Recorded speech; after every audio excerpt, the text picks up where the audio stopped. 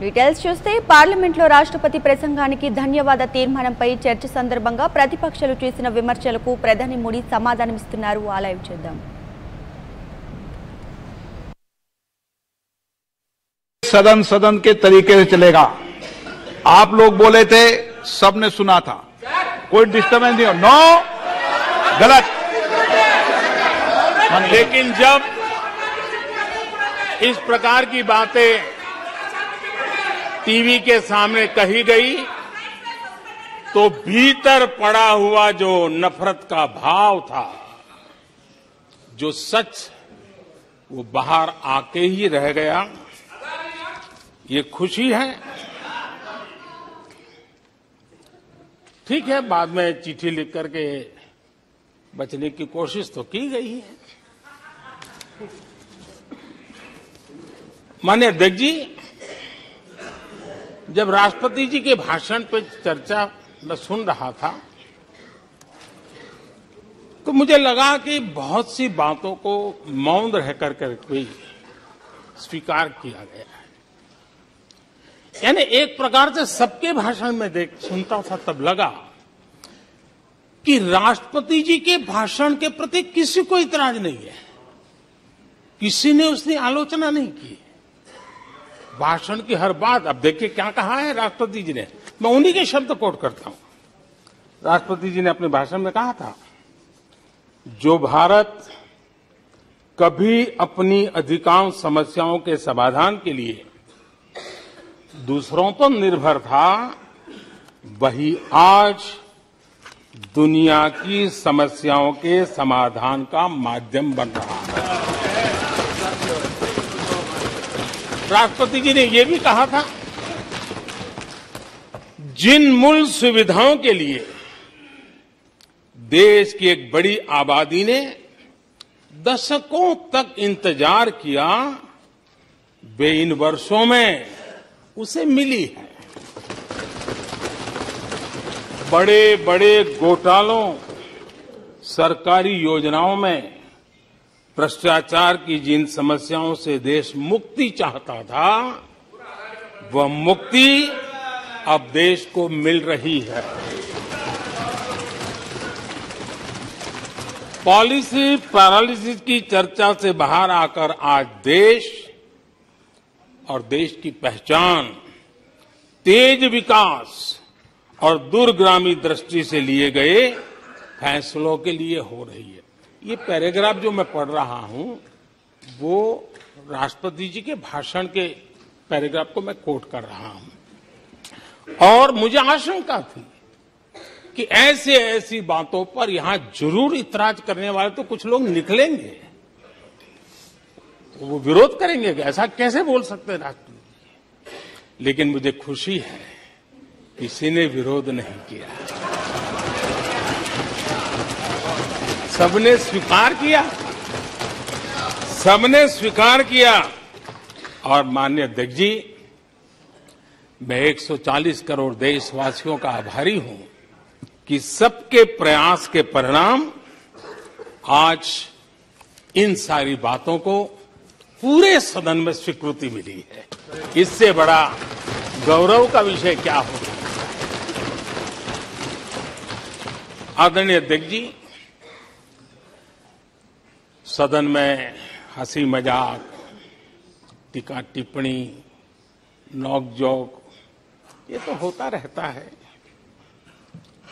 लेकिन ये नहीं भूलना चाहिए कि आज राष्ट्र के रूप में गौरवपूर्ण अवसर हमारे सामने खड़े हैं. गौरव के क्षण हम जी रहे हैं. राष्ट्रपति जी के पूरे भाषण में जो बातें हैं वो 140 करोड़ देशवासियों के सेलिब्रेशन का अवसर है. देश ने सेलिब्रेट किया है. माननीय अध्यक्ष जी, 100 साल में आई हुई ये भयंकर बीमारी, महामारी, दूसरी तरफ युद्ध की स्थिति, बटा हुआ विश्व, इस स्थिति में भी इस संकट के माहौल में भी देश को जिस प्रकार से संभाला गया है, देश जिस प्रकार से संभला है, इससे पूरा देश आत्मविश्वास से भर रहा है, गौरव से भर रहा है। आदरणीय अध्यक्ष जी, चुनौतियों के बिना जीवन नहीं होता है। चुनौतियां तो आती हैं, लेकिन चुनौतियों से ज्यादा सामर्थ्यवान है 140 करोड़ देशवासियों का जज्बा। 140 करोड़ देशवासियों का सामर्थ्य चुनौतियों से भी ज्यादा मजबूत है, बड़ा है और सामर्थ्य से भरा हुआ है। इतनी बड़ी भयंकर महामारी, बटा हुआ विश्व, युद्ध के कारण हो रहे विनाश, अनेकों देशों में अस्थिरता का माहौल है। कई देशों में भीषण महंगाई है, बेरोजगारी, खाने पीने का संकट, और हमारे अड़ोस पड़ोस में भी जिस प्रकार से हालत बने हुई है, ऐसी स्थिति में माननीय अध्यक्ष जी, कौन हिंदुस्तानी इस बात पे गर्व नहीं करेगा कि ऐसे समय में भी देश दुनिया की 5वीं बड़ी अर्थव्यवस्था बना है।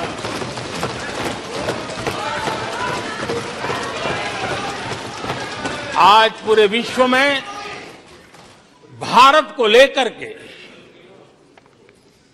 पॉजिटिविटी है, एक आशा है, भरोसा है। और माननीय अध्यक्ष जी, ये भी खुशी की बात है कि आज भारत को विश्व के समृद्ध देश ऐसे G20 समूह की अध्यक्षता का अवसर भी मिला। ये देश के लिए गर्व की बात है। ये देश के लिए गर्व की बात है। 140 करोड़ देशवासियों के लिए गौरव की बात है। लेकिन मुझे लगता है, पहले मुझे नहीं लगता था, लेकिन अभी लग रहा है शायद इससे भी कुछ लोगों को दुख हो रहा है।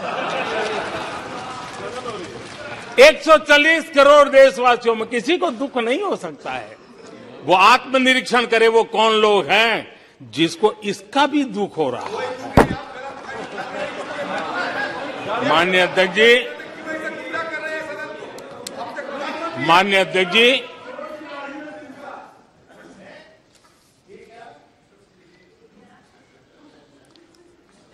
आज दुनिया की हर विश्वसनीय संस्था, सारे एक्सपर्ट्स जो वैश्विक प्रवाहों को बहुत गहराई से अध्ययन करते हैं, जो भविष्य का अच्छे से अनुमान भी लगा सकते हैं, उन सबको आज भारत के प्रति बहुत आशा है, विश्वास है और बहुत एक मात्रा में उमंग भी है। और आखिर ये सब क्यों? ऐसे ही तो नहीं है। आज पूरी दुनिया भारत की तरफ इस प्रकार से बड़ी आशा की नजरों से क्यों देख रही है? इसके पीछे कारण है। इसका उत्तर छिपा है भारत में आई स्थिरता में,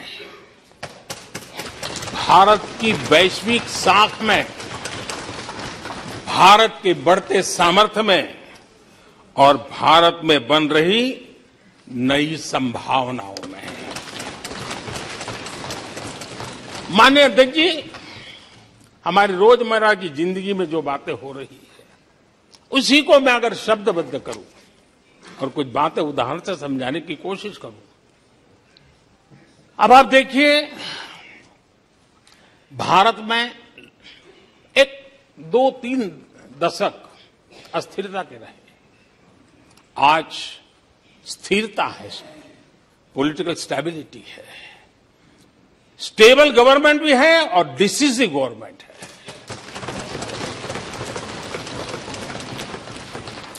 और उसका भरोसा स्वाभाविक होता है। एक निर्णायक सरकार, एक पूर्ण बहुमत से चलने वाली सरकार, वो राष्ट्र हित में फैसले लेने का सामर्थ्य रखती है। और ये वो सरकार है, रिफॉर्म आउट ऑफ कंपल्सन नहीं, रिफॉर्म आउट ऑफ कन्विक्शन हो रहे हैं। और हम इस मार्ग पर हटने वाले नहीं, हम चलते रहेंगे। देश को समय की मांग के अनुसार जो चाहिए वो देते रहेंगे। माननीय अध्यक्ष जी, एक और उदाहरण की तरफ मैं जाना चाहूंगा। इस कोरोना काल में मेड इन इंडिया वैक्सीन तैयार हुई। भारत ने दुनिया का सबसे बड़ा वैक्सीनेशन अभियान चलाया। और इतना ही नहीं, अपने करोड़ों नागरिकों को मुफ्त वैक्सीन के टीके लगाए। इतना ही नहीं, 150 से ज्यादा देशों को इस संकट के समय हमने जहां जरूरत थी वहां दवाई पहुंचाई, जहां जरूरत थी वहां वैक्सीन। और आज विश्व के कई देश हैं जो भारत के विषय में इस बात पर बड़े गौरव से विश्व के मंच पर धन्यवाद करते हैं, भारत का गौरवगान करते हैं। उसी प्रकार से तीसरे एक पहलू की तरफ ध्यान देते हैं। इसी संकट काल में आज भारत का डिजिटल इंफ्रास्ट्रक्चर, जिस तेजी से डिजिटल इंफ्रास्ट्रक्चर ने अपनी एक ताकत दिखाई है, एक आधुनिकता की तरफ बदलाव किया है, पूरा विश्व इसका अध्ययन कर रहा है। मैं पिछले दिनों G20 समिट में बाली में था। डिजिटल इंडिया की चारों तरफ वाहवाही हो रही थी और बहुत क्यूरियोसिटी थी कि देश कैसे कर रहा है। कोरोना काल में दुनिया के बड़े बड़े देश, समृद्ध देश, अपने नागरिकों को आर्थिक मदद पहुंचाना चाहते थे, नोटें छापते थे, बांटते थे, लेकिन बांट नहीं पाते थे। ये देश हैं जो एक फ्रिक्शन ऑफ सेकंड में लाखों करोड़ों रुपए देशवासियों के खाते में जमा करा देता है। हजारों करोड़ रुपए ट्रांसफर हो जाते हैं। एक समय था छोटी छोटी टेक्नोलॉजी के लिए देश तरसता था। आज देश में बहुत बड़ा फर्क महसूस हो रहा है। टेक्नोलॉजी के क्षेत्र में देश बड़ी ताकत के साथ आगे बढ़ रहा है।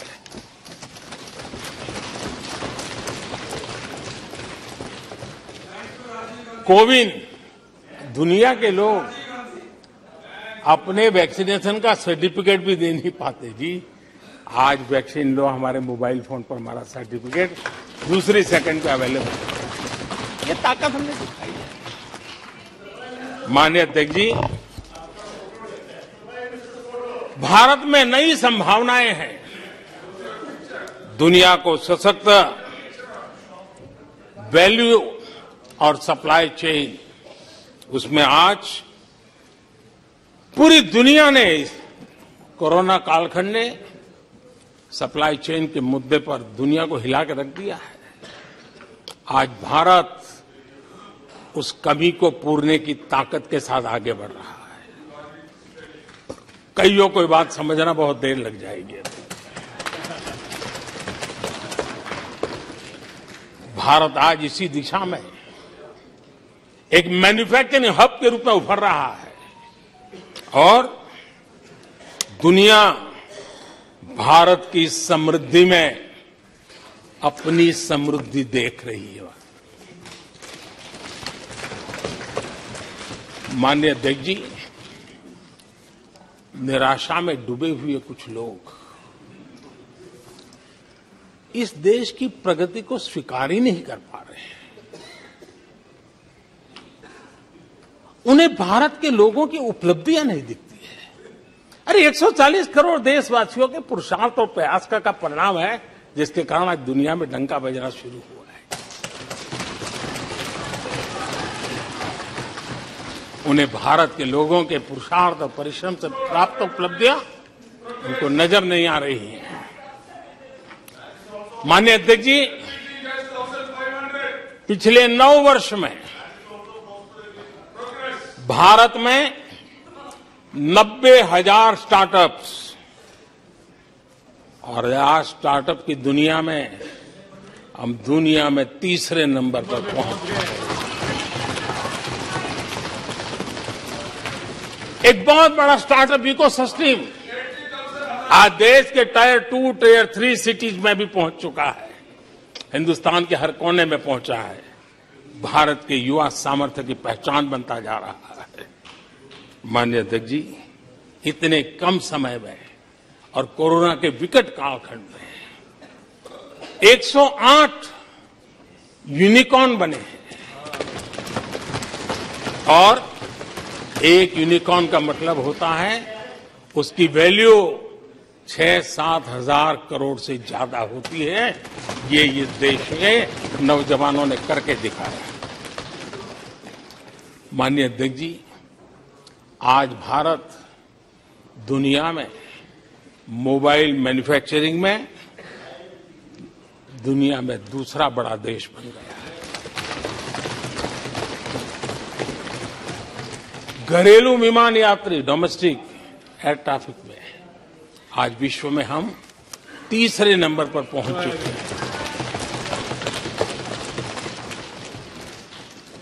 एनर्जी कंजम्पशन प्रगति के एक मानदंड माना जाता है। आज भारत एनर्जी कंजम्पशन में दुनिया में एक कंज्यूमर के रूप में तीसरे नंबर पर हम पहुंच चुके हैं। रिन्यूएबल एनर्जी की कैपेसिटी में हम दुनिया में चौथे नंबर पर पहुंच चुके हैं। स्पोर्ट्स कभी हमारी कोई पूछ नहीं होती थी, कोई पूछता नहीं था। आज स्पोर्ट्स की दुनिया में हर स्तर पर भारत के खिलाड़ी अपना रुतबा दिखा रहे हैं, अपना सामर्थ्य दिखा रहे हैं।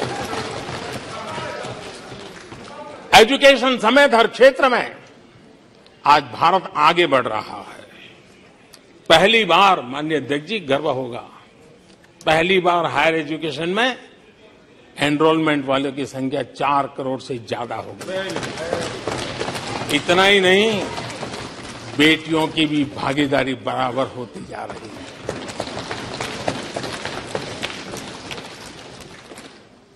देश में इंजीनियरिंग हो, मेडिकल कॉलेज हो, प्रोफेशनल कॉलेजेस हो, उसकी संख्या बहुत तेजी से बढ़ रही है। स्पोर्ट्स के अंदर भारत का परचम ओलंपिक हो, कॉमनवेल्थ हो, हर जगह पे हमारे बेटे, हमारी बेटियों ने शानदार प्रदर्शन किया है। माननीय अध्यक्ष जी, किसी भी भारतीय को ऐसी अनेक बातें मैं गिना सकता हूं। राष्ट्रपति जी ने अपने भाषण में कई बातें कही हैं। देश में हर स्तर पर, हर क्षेत्र में, हर सोच में आशा ही आशा नजर आ रही है।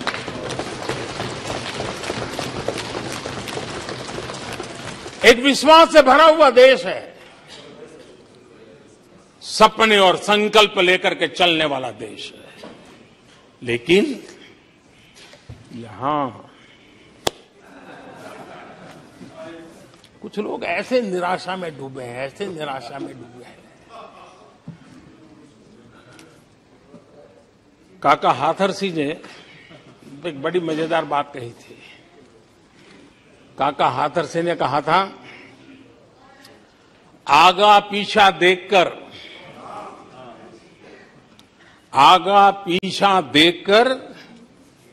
क्यों होते गमगीन, जैसी जिसकी भावना वैसा दिखे सीन।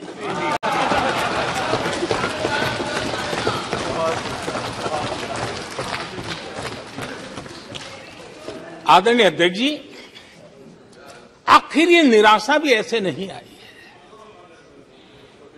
इसके पीछे कारण है।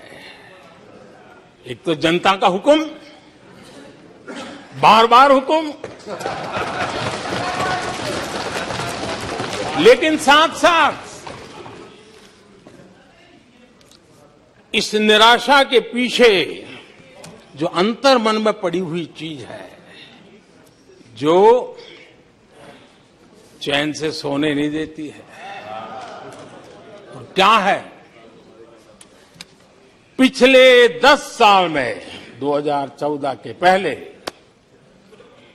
2004 से 14 भारत की अर्थव्यवस्था खस्ता हाल हो गई। निराशा नहीं होगी तो क्या होगा? 10 साल में महंगाई डबल डिजिट रही, और इसलिए कुछ अगर अच्छा होता है तो निराशा और उभर करके आती है। और जिन्होंने बेरोजगारी दूर करने के वादे किए थे,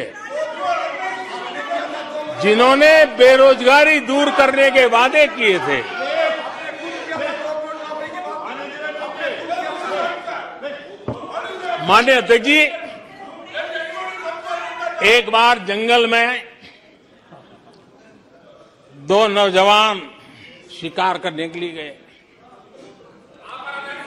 और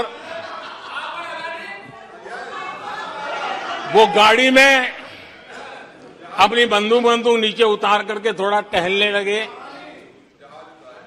उन्होंने सोचा कि थोड़ा अभी आगे चलना है तो थोड़ा जरा हाथ पैर ठीक कर ले, लेकिन गए थे तो बाघ का शिकार करने के लिए, और उन्होंने देखा आगे जाएंगे तो बाघ मिलेगा। लेकिन हुआ ये कि वहीं पर बाघ दिखाई दिया। अभी नीचे उतरे थे, अपनी गाड़ी में बंदूक वहीं पड़ी थी। बाघ दिखा, करे क्या? तो उन्हें लाइसेंस दिखाया कि मेरे पास बंदूक का लाइसेंस है।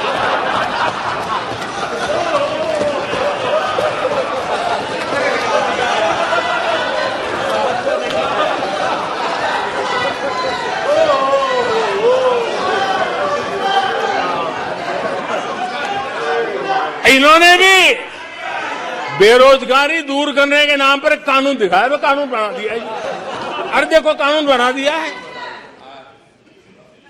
ये इनके तरीके हैं, पल्ला झाड़ दिया। 4 से 14 आजादी के इतिहास में सबसे घोटालों का दशक रहा, सबसे घोटाला।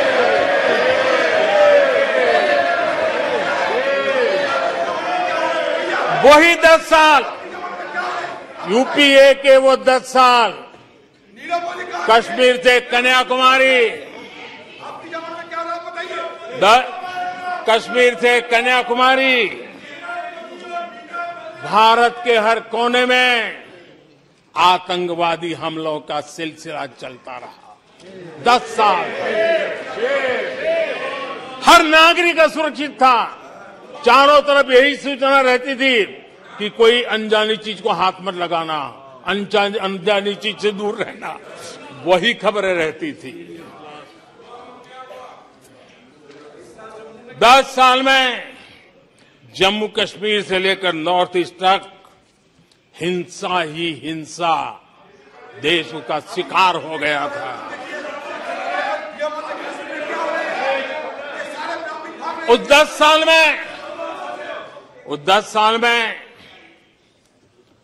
भारत की आवाज ग्लोबल प्लेटफॉर्म पर इतनी कमजोर थी कि दुनिया सुनने तक तैयार नहीं थी। आदरणीय अध्यक्ष जी, इनकी निराशा का कारण यह भी है